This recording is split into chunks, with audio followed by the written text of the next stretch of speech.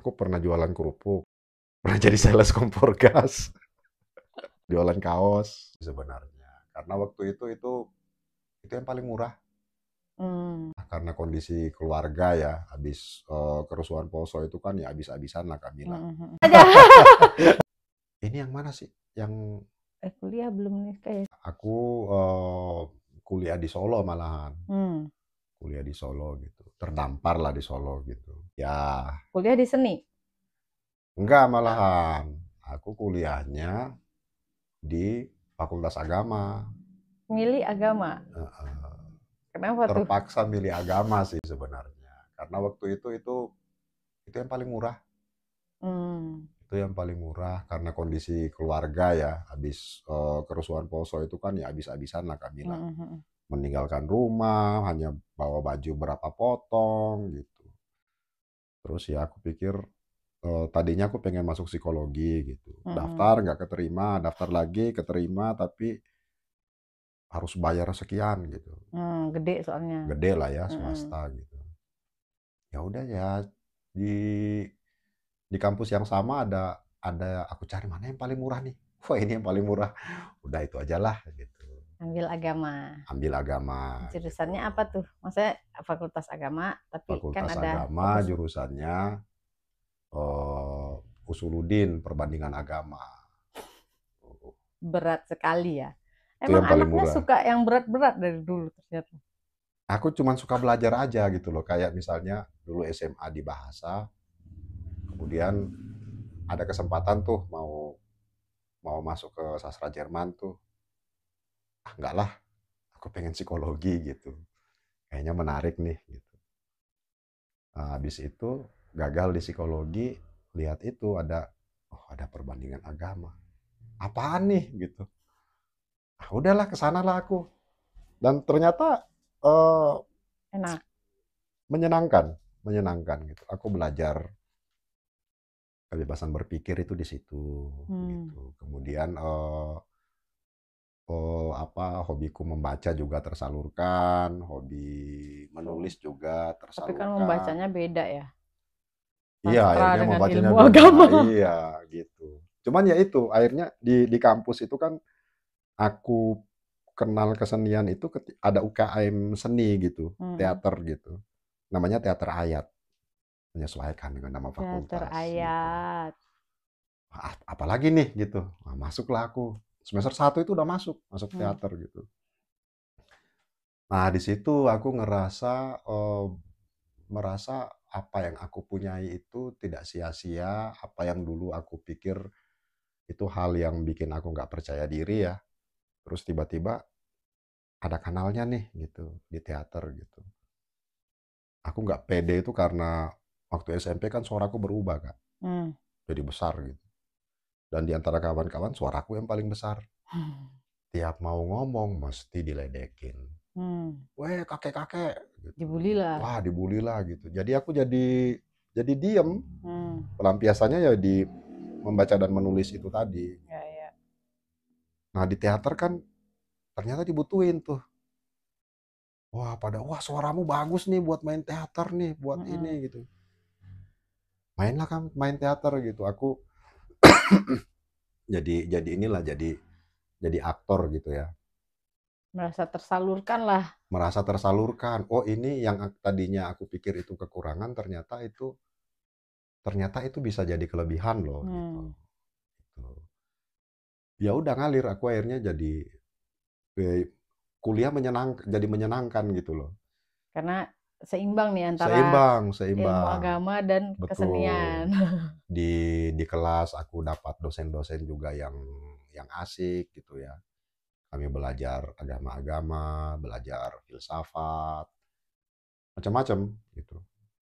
Dan itu jurusan yang paling sedikit mahasiswanya. Karena tidak marketable gitu. Kan ada 3 tuh yang syariah itu, wah biasalah kampus jualan kecapnya gimana sih. Betul. Wah ini lulusannya bisa kemana gitu, ke bank, bisa ke pengadilan agama, bisa kemana gitu. Yang Kak Syam pilih nggak jelas nih kemana arahnya. Nggak jelas, ini kemana, ini kan apa juga ini kan gitu. Cuma ya mungkin aku nggak tahu ya tergeraknya di situ gitu ya. SMA memilih yang minor, kuliahnya juga ya kok jadi yang minor juga gitu. Nah, di tengah-tengah itu bapakku tuh udah mulai, kayaknya kamu salah jurusan deh gitu. Udah deh, kamu kalau main teater gini tuh masuk diisi Jogja aja tuh di teater gitu. Oh iya iya iya iya iya iya. Aku iya iya aja gitu. Cuman nggak tergerak juga karena aku nggak tahu ya, suasananya menyenangkan. Menyenangkan di apa Di kampus sana. di kampus itu gitu ya. Berarti Di ya aku mulai hidup di kampus gitu ya, ya semester tinggal. 3 udah tinggal, udah jadi apa, permanen residen di kampus itu gitu, makan tidur di kampus. Padahal dulu kos-kosan berapa ya harganya, Kak Syam? Berapa paling 25.000. Hmm. 25.000 ya kos-kosan sederhana sih. Aku gabung sama, campur sih sama pekerja, ada satpam yang kerja di toko, orang keluarga gitu. WC-nya satu. Satu untuk semua. Iya. Terus milih tinggal di kampus jadinya karena udah sering. Udah sering gitu kan. Latihan kan sampai malam. Betul. Latihan sampai malam daripada kuliah pagi keteteran harus apa gitu. Ya sering-seringnya sih kuliahnya jadi nggak mandi akhirnya. Bangun Dulu kan tidur. semakin keren ya, rambut gimbal, ke kampus pakai Iya. sarung, pakai sendal, itu keren dulu. Iya ya, dulu mahasiswa dulu kok kayak kumuh-kumuh gitu ya. Aku kena vibes-nya juga sih itu. Jadi ya gondrong, dekil gitu, mata merah. Tapi Kak Syam tipe mahasiswa yang tamat tepat waktu. Ya, aku mengusahakan itu gitu. Ya 5 tahun lah aku kuliah Ya, gitu. telat-telat dikit lah. Telat dikit lah ya gitu ya. Nggak Apa terlalu. tuh berarti skripsinya pada saat itu? Karena kan Ah, di teater main, di hmm, kuliah agama tetap jalan toh. ya ya ya. Menyeimbangkan itu terus skripsinya jadi apa? Nah, berhubung aku selain di teater punya komunitas sastra juga di sana gitu kan.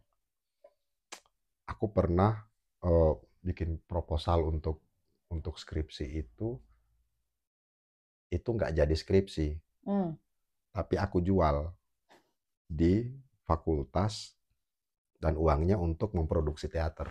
Gokil. Judul skripsinya itu nilai-nilai religiusitas dalam puisi Sutarji Kazem Bahri. Itu proposal skripsi sebenarnya. Terus ada apa gitu ya, jurnal ilmiah apa gitu, dosenku ngasih tahu, kamu mau nggak masuk ini jurnal ilmiah ini, tapi ini nggak jadi ini loh, nggak jadi proposal ini gitu, nulisnya sama aku gitu. Ada duitnya nggak pak? Ada gitu. Waktu itu aku lagi ada project pentas keliling Jawa Tengah lah gitu ya, ke beberapa kota di Jawa Tengah gitu. Duit cekak gitu. Berapa duit nih? Ada segini. Wah bolehlah gitu, ku jual kah? Ku jual. Habis itu aku bikin judul baru lagi. Itu apa judulnya? Aku lulus dengan judul skripsi Tuhan dalam puisi Hairil Anwar. Cah! Gimana tuh Tuhan dalam puisi itu? Ini bicara agama soalnya sama sastra nih. Iya. Ya karena Hairil itu kan puisinya juga banyak membicarakan Tuhan ya, soal eksistensi manusia sebenarnya gitu kan. Jadi kayak pertanyaan-pertanyaan kritisnya tentang Tuhan gitu ya. Saat dia galau, dia juga mempertanyakan surga itu benar ada apa tidak. Ada puisinya yang menyasar tentang keraguannya terhadap konsep ketuhanan kayak gitu. Ada puisinya yang bertanya tentang Isa gitu, Nabi Yesus gitu. Menebus dosa, emang aku salah? Kata dia. Itu menarik gitu. Jadi merasa nyambungnya. Aku beruntung karena punya komunitas sastra. Jadi sering kita ada diskusi, kajian itu soal-soal itu gitu loh. Jadi ini bisa nyambung gitu. Ini bisa nyambung. Wah lulus dapat A karena dosennya nggak tahu sastra. Ya, apa itu katanya? Terus lulus nih kuliah. Lulus. Terus balik Gorontalo? Enggak. Oh enggak. pengen berkesenian, masih terus Oh, berproduksi jiwa aja. teater nih masih menggebu Iya, nih. masih gitu. Ngap- Untuk itu ya harus cari inilah ya, cari backupan lah ya. Mm-mm. Oh, wesel udah nggak ada gitu kan. Nggak dikirimin uang lagi. Oh, udah nggak dikirimin gitu kan. Ah, Ya udah, apa aja, apa apa aja aja? lah. Ngapain? Yang paling ini nih ya, random nih. Aku pernah jualan kerupuk. Aku Mm-mm. pernah jadi sales kompor gas. Aku pernah jualan kaos gitu. Segala dicoba lah ya. Segala dicoba gitu untuk ini gitu. Tapi ya nggak berlangsung lama karena ya belum setahun ya setelah lulus itu tiba-tiba mungkin ya orang tuaku galau, cemas juga kan lihat Hmm. anaknya ini gitu kan. Ini gimana gitu. Dia beliin tiket aku tanpa sepengetahuanku Tiket ke? ke Gorontalo, pulang sana gitu. Ah, terus aku ngapain di sana, Mak? Heeh. Ya apalah di sana katanya. Padahal keluarga semua di Magelang. Keluarga di Magelang gitu. Hmm. Cuma merasa ya mungkin di luar Jawa kesempatannya lebih besar Mm-mm. gitu ya. Apalah daftar-daftar PNS lah katanya. Ah, pilihan pertama. Hai mah, aku bilang ini PNS bukan potonganku juga gitu ya. Mm-mm. Aku nggak ada potongan orang kantoran gitu.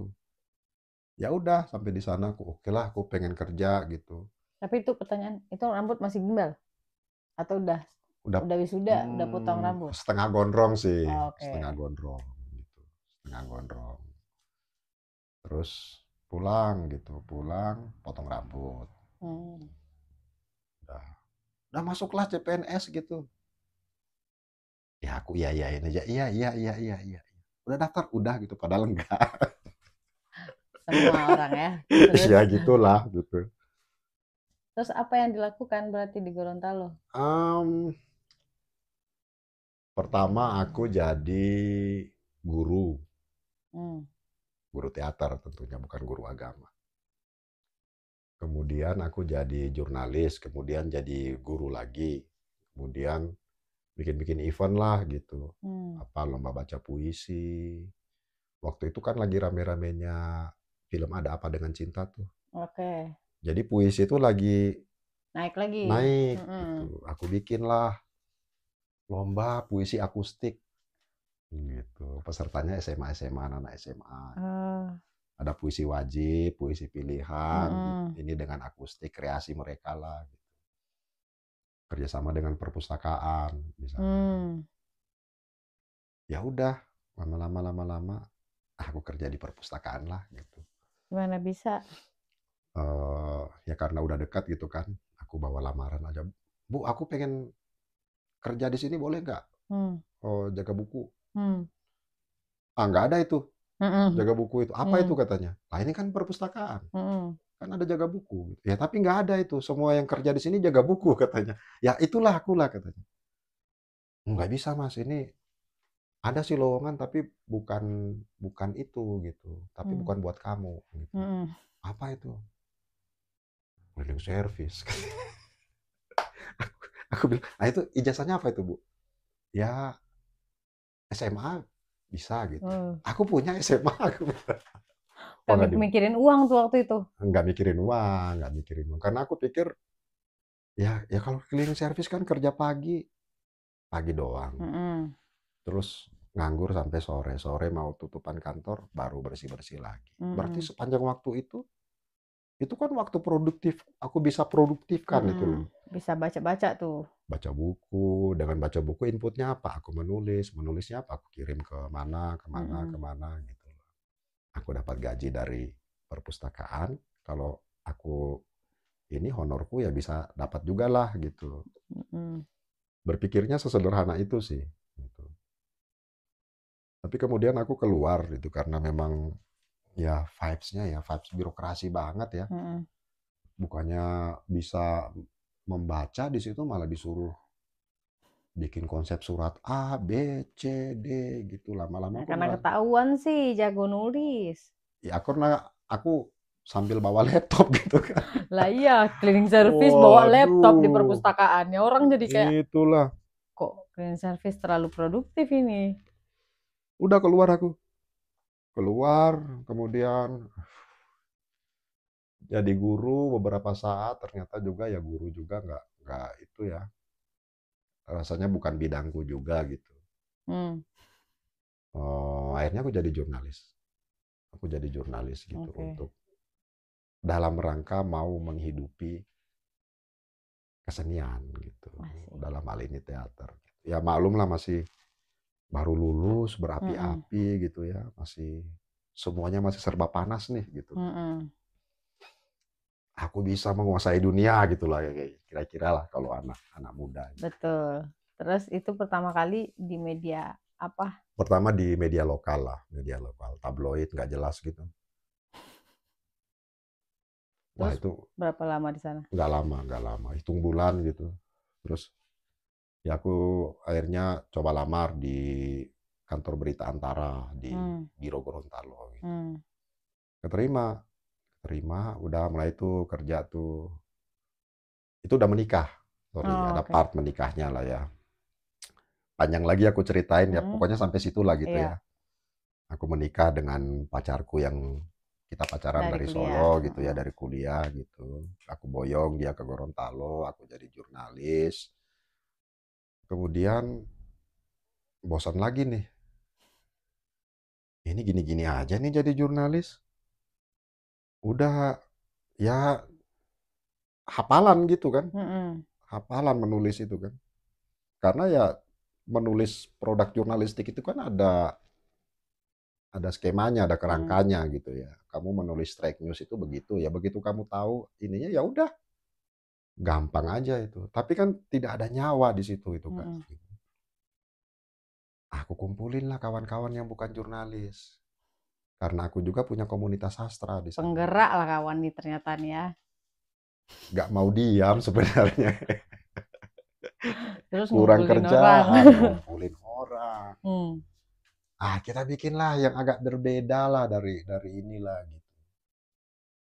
Rembuk punya rembuk segala macam. Bikinlah kita jurnal kebudayaan, gaya-gayaan, Wah, berat. jurnal kebudayaan. Isunya lokal banget, isu Hmm. tentang Gorontalo gitu, budaya Hmm. Gorontalo, hal-hal yang tradisi di Gorontalo, kita coba cari korelasinya dengan apa yang terjadi hari ini, konteksnya hari Hmm. ini. Gitu. Itu ada funding Enggak, militan. militansi gitu, tapi funding cepat sekali Hmm. terkumpul gitu, karena jurnal itu ternyata banyak ditunggu-tunggu, justru yang banyak menunggu itu adalah orang-orang Gorontalo yang di luar Gorontalo. Ya. Jadi ada yang di Jakarta, ada yang di Pulau Jawa lah ya. Bahkan ada yang sampai di Amerika gitu. Hmm. Nunggu gitu. Ya kami nggak punya ongkos kirim gitu. Hmm. PDF. Dan dia mau membayar untuk PDF Hmm. gitu. Ya berjalan lah gitu. Berjalan lah itu. Jenuh Selama lagi. selama berapa tuh? Mungkin hampir 2 tahun. Oke. Hampir 2 tahun. Terus jenuh lagi. Iya ada titik di, bukan hanya aku sih yang ngerasain sih, banyak kawan gitu ya. Termasuk jurnalis juga. Titik jenuh gitu loh. Ya udah ngapain, udah kayak apa ya, muntap lah, nek lah kayak gitu. Hmm. Kita pengen cari hobi yang itu benar-benar stress release itu loh. Hmm. Kalau yang aku lakuin kan bukan stress release itu, Nambah stres. tambah stres itu. Ya suka tapi ya stres gitu. Hmm. Stres tapi suka. Gimana ya itu ya? Gimana itu coba? Ya udah. Waktu itu karena kampungku itu pantainya indah-indah kan, ada taman laut gitu ya. Pinggir laut aja langsung bibir laut itu nyelam apa snorkeling di situ udah. Hmm. Oh, banyak tuh teman-teman jurnalis pada snorkeling, pilihannya Hmm. snorkeling, pada ada yang sampai kursus diving gitu, Hmm. nyari license gitu. Lah, aku bilang ini mahal juga ini nggak stress release ini, stres Ya. juga ini. Hmm. Uangnya mahal. Boncos juga nih dompet nih, gearnya berapa gitu, Betul. kamera underwater berapa gitu. Hmm. Nggak gue nih, ini bukan aku nih, aku Hmm. nggak di sini. Nah, suatu saat random aku main ke toko buku, dapat buku Hmm. sketsa gitu. Aku beli aja gitu, beli sama pensil gitu. Lama aku cuekin sampai suatu saat aku buka, aku gambar gitu. Loh kok enak gitu. Terusan nih. Keterusan Kak. Jadi dalam 1 bulan itu bisa bisa menghabiskan 2 buku aku tuh. Karena hampir tiap hari gitu, sambil nunggu liputan, sambil apa gitu, ada seperangkat alat gambar di ranselku. Bukan seperangkat alat sholat, bayar tunai ya. Itulah, itu 1 tahun aku jalani. Nyeket itulah. Ngeket, tidak ada tendensi apapun. Gitu. Dan tidak ada perasaan kayak, ih buruk, nggak usah lah. Enggak. Ada Aku ya. nggak peduli tuh mau mirip Aku, kek, mau enggak kek, yang penting aku gua nggak senang. gitu ya. Kayaknya aku belum senang ya. Aku langsung buruk, nggak mau lagi. Aku senang aja gitu. Wah, bikin draperi, cari gelap terangnya, segala macam. Ya gambar-gambarnya gambar kawan, gambar istriku, gambar anakku gitu. Gitu aja gitu. Terus? Di saat lagi begitu, ada momen ketemu kawan lama. Kawan SMA yang lama terpisah, nggak pernah ketemu lagi, baru ketemu itu lagi. Namanya Iwan Yusuf. Oke. Dia ngontak aku, entah bagaimana dia dapat kontakku, aku lagi di Gorontalo, ayo ketemu gitu. Udah, tanya kabar lah, kamu di mana sekarang gitu. Waktu itu dia di Batu gitu, Batu Malang. Aku baru tahu dia jadi seniman. Aku lihat karyanya, mak, gila juga kawan ini gitu. Tapi memang kawan ini dari SMA memang udah, dia tukang gambar kita. Tukang gambar kita gitu. Jadi gambar-gambar seragam itu Guns N' Roses dan segala macam lah, Iwan punya kerjaan. Ugly Kid Joe gitu. Itu Iwan punya kerjaan. Ternyata dia jadi seniman. Bikinlah dia project land art ya di Danau Limboto, menggambar dengan eceng gondok. Itu aku bantu-bantu di situ.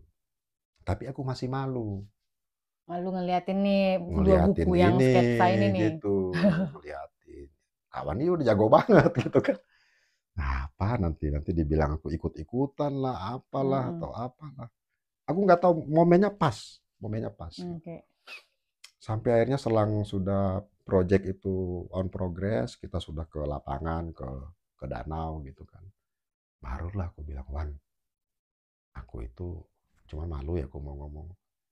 Aku lagi seneng nyeket ya. Iwan kaget. Oh, iya po. Mana lihat. Aku keluarin. Terusin wae bro. Terusin. Oh dia dikasih tahu lah. Ini tekniknya ini begini. Nah di proses itu Iwan lah yang punya andil untuk menyatukan teman-teman perupa di Gorontalo yang selama ini kececer gitu ya. Yang kita kumpulin tuh macam-macam. Jadi ada yang mahasiswa, ada yang kenal. Dulu aku punya tetangga, dulu dia tukang gambar poster bioskop katanya.